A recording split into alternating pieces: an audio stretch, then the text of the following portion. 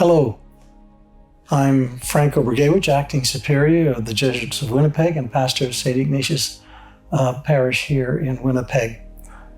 On March 2nd, we began the preparation for our most important church feast of the year, Easter, the resurrection of Jesus from the dead. During this Lenten time, each week, one of our Jesuit community members will speak some words about what this time means to him, a kind of Lent Me reflection. Thank you.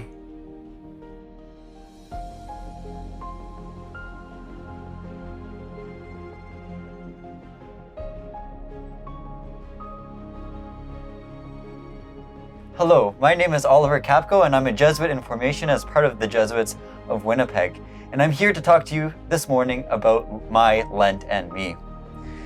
Out of all the liturgical seasons, I find people tend to be either the most creative or the least creative when it comes to Lent.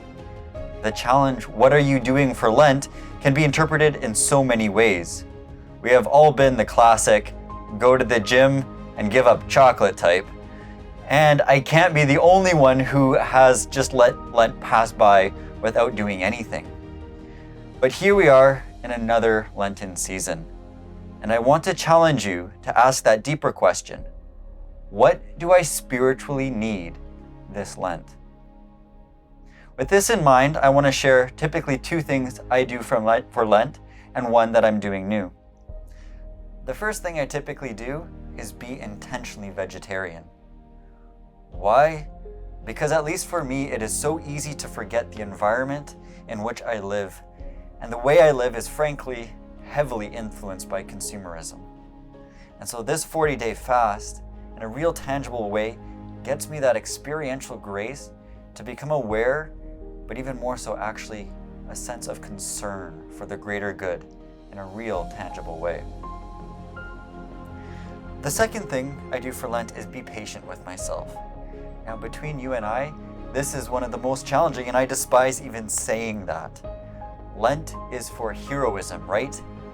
It's about the long fast, the giving alms to every homeless person you meet on the street. It's getting up at prayer at 2 a.m. on that Saturday morning after a long day and even longer night. Now, I don't deny that these are amazing things if they bring us closer to God and to others.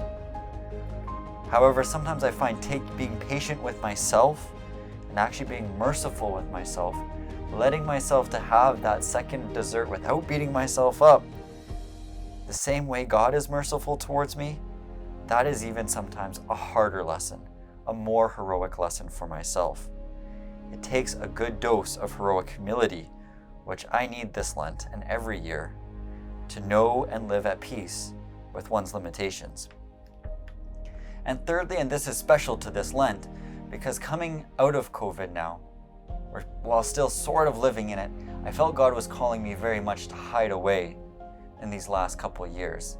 And I think that's very good for not only just not trying to catch the virus. However, I'm feeling now the call from God, just like the call of Abraham in the Old Testament. God is always calling me to something. And so to listen to this call too, I'm dedicating every morning just 2 minutes, which might not seem a lot, but is for me, to get a cup of coffee and say good morning to God and ask, where are you calling me towards this day? So I challenge you, where is God calling you to meet your spiritual needs and the graces you desire this Lent? And what are you going to do about it? Thank you.